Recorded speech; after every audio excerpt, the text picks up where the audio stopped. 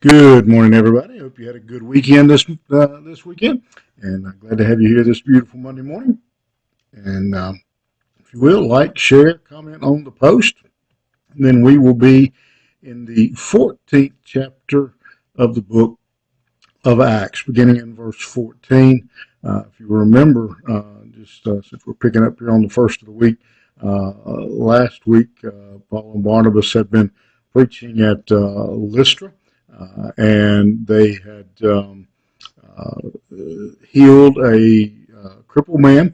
And when they did, the people just went crazy, began to call them gods.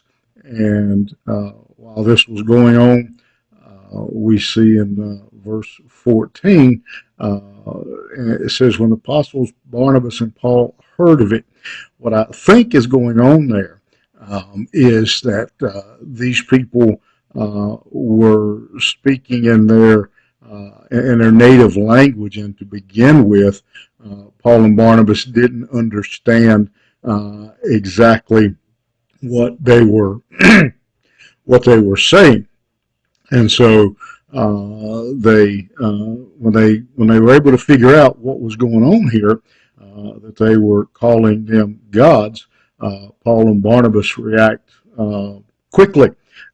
They tore their garments, rushed into the crowd, crying out, "Men, why are you doing these things? We also are men of like nature with you, and we bring you good news, that you should turn from these vain things to a living God, who made the heavens and the earth and the sea and all that is in them.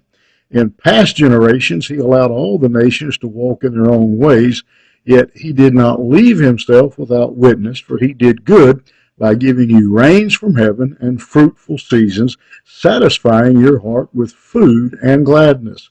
Even with these words, they scarcely restrained the people from offering sacrifice to them." If you remember the Old Testament story, Herod, who was treated, excuse not Old Testament, but Herod was treated like a god. And when I said Old Testament, it just happened a couple of chapters ago in the book of Acts.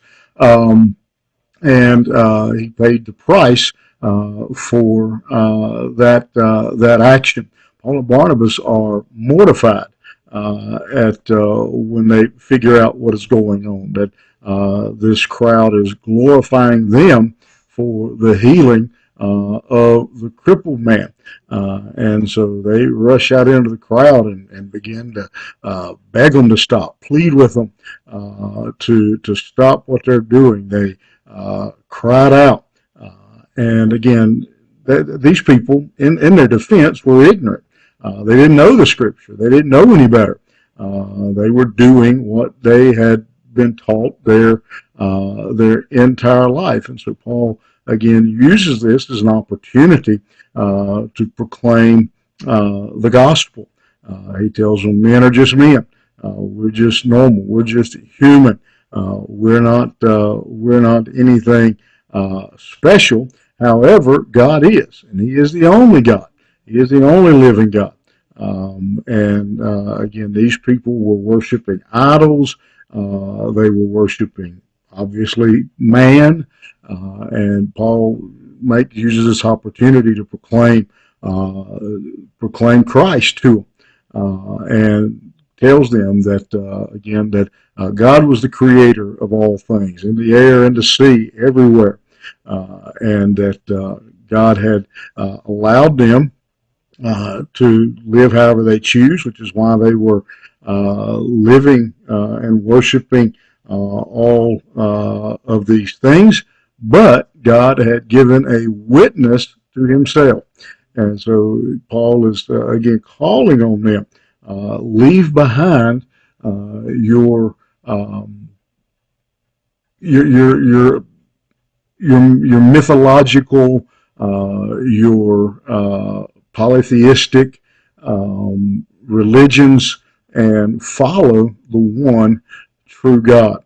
And as we live, the world we live in today, there's not a lot of difference in the world around us and the people here that Paul and Barnabas are dealing with. We deal, and I don't mean this in a harsh or an ugly, but with when it comes to spiritual, scriptural, biblical, godly things, we live in an ignorant society.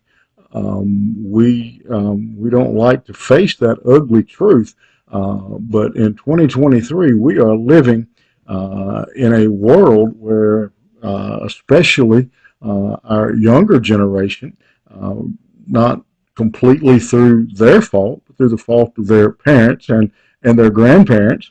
Their grandparents didn't take church seriously and didn't have to take their children to church, and now those children are raising children and don't take them to church at all, don't teach them anything biblical. And so people are living just the way they have seen it done, like the old drug commercial where the man walks in on his son doing drugs, and the man says, "Where'd you learn this?" And the little boy looks at him and says, "From you." Our young people are living out the religion that they've learned or not learned in their homes. And so we, like Paul and Barnabas, have to take every opportunity to proclaim the truth of the gospel. And that's a challenge for us today. It's a tough uphill climb to take people who have grown up and watch their parents. Whether we like to admit it or not, we all have picked up practices and traits and things from our parents, some good, some bad, and they're hard to break. And the same is true of religion and spiritual things.